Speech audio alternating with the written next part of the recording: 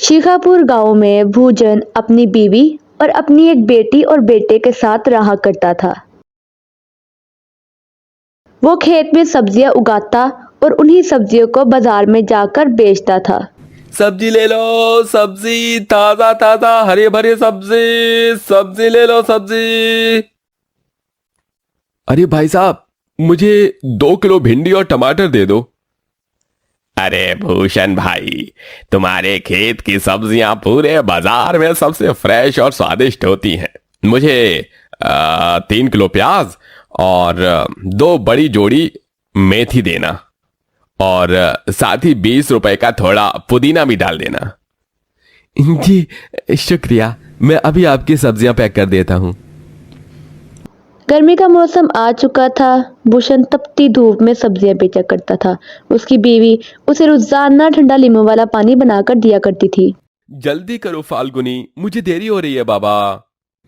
ये लीजिए, वो पड़ोस वाली लतिका जी है ना, उनके यहाँ फ्रिज से बर्फ लेने गई थी। वो इतनी अमीर है, लेकिन उनमें रत्ती भर का घमंड नहीं है। उनके घर गई तभी ऐसे लगा जैसे रेगिस्तान से हिमाचल की पहाड़ियों में चली गई।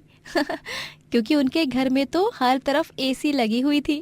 काश हमारे पास भी एसी होता। दिन में सपने मत देखो। और जल्दी से ये नींबू पानी का गिलास मुझे पकड़ा दो, ताकि मैं इसे पीकर सब्जी बेचने के लिए निकलूं। एक तो पहले ही सूरज सर पर चढ़ चुका है और आज बहुत लेट भी हो गया है। भूषण नींबू पानी पीता है और अपने काम की तरफ निकल जाता है। जैसे ही वो बाहर कदम रखता है तो देखता है कि अचानक से क्रैक्स आ जाते हैं, जैसे कोई भूकंप आ गया हो। आधा गांव तो उस भूकंप में ही खत्म हो जाता है। भूषण, उसकी पत्नी और उसके बच्चे बच जाते हैं, लेकिन उनका सब कुछ तबाह हो जाता है। शदीद गर्मी में वो चारों यहाँ वहाँ भटकते फिरते हैं। माँ पापा, मेरे पाँव बहुत जल रहे हैं। और मेरे भी माँ पापा। राधा बिटिया, तू मेरे पास आ। राजू बेटा आओ। फिर वो नदी के किनारे में आकर पानी पीते हैं और पेड़ के नीचे बैठ जाते हैं। एक झटके में सब कुछ खत्म हो गया। मेरी खेती, मेरा घर, सब कुछ। अब हम कैसे जिएंगे इस जान लेने वाली भयंकर गर्मी में? हमारे बच्चे। जी आप इस तरह हिम्मत हारेंगे तो कैसे चलेगा भला। हम दोनों अपने बच्चों के लिए मेहनत करेंगे, उन्हें किसी भी चीज की कमी नहीं होने देंगे। दोनों पति पत्नी एक अमीर घर में काम ढूंढ लेते हैं। वो वहां पर काम करते हैं। उस अमीर शख्स का नाम अबराज होता है। वो अपनी बीवी और अपनी छोटी बेटी के साथ वहां रहता था। एक दिन जब दोनों पति पत्नी काम पर जाते हैं तो उनके बच्चे टीना के कमरे के बाहर होकर सुनते। टीना, ये लो बेटा, आइसक्रीम, कपकेक और कोल्ड ड्रिंक्स। आराम से बैठकर पियो और अपना फेवरेट कार्टून देखो। इसके बाद स्टडी करना है आपको। ओके बेटा? हाँ मम्मा, मैं एक बार में समझ जाती हूँ। आप बार बार मत बोला करो। मुझे एक ही चीज, मैं कोई दूध पीती बच्ची नहीं हूँ। ठीक है बाबा, जरा कुछ बोलो नहीं कि बस हिटलर बन जाती है। अच्छा, मैं एसी ऑन करके जा रही हूँ। जब ज्यादा ठंडा लगे तब एसी ऑफ कर देना। Okay okay.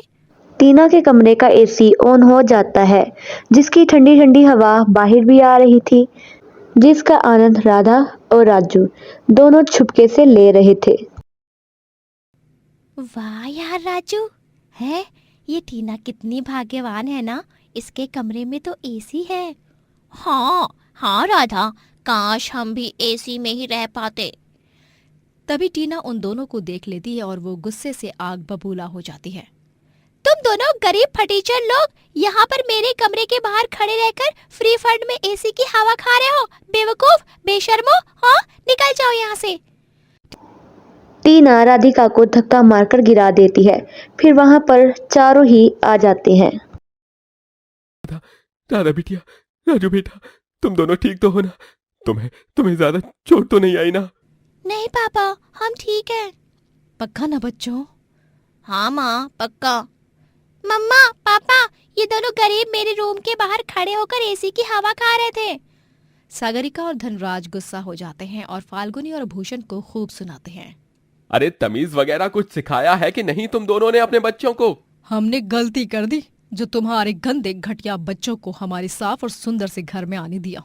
इनसे कहो कि अभी के अभी यहाँ से रफा दफा हो जाए, वरना मुझसे बुरा कोई नहीं होगा। लेकिन मालकिन, मैंने कहा ना, निकालो इस कचरे को मेरे शीश महल से बाहर, वरना मैं तुम दोनों को काम से हटा दूंगी और किसी और को रख लूंगी। समझ गए तुम दोनों?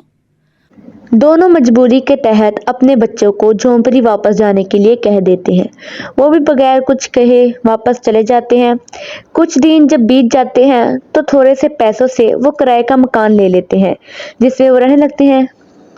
माँ पापा, हम अब एक घर में रहने तो आ गए, लेकिन यहाँ पर तो सिर्फ एक पंखा ही है। क्या हम अपने घर में एक एसी लगा लें? हाँ माँ पापा, हमें भी टीना की तरह एसी के कमरे में रहना है और ठंडी ठंडी हवा खाते हुए सोना है। हाय, कितना सुंदर लगेगा फिर तो।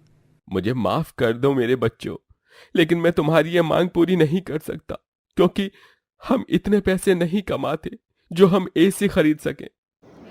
फिर एक दिन अमीर पत्नी जब अपने गार्डन में पौधों को पानी दे रही थी तो कुछ लोगों ने आकर उसको किडनैप कर लिया।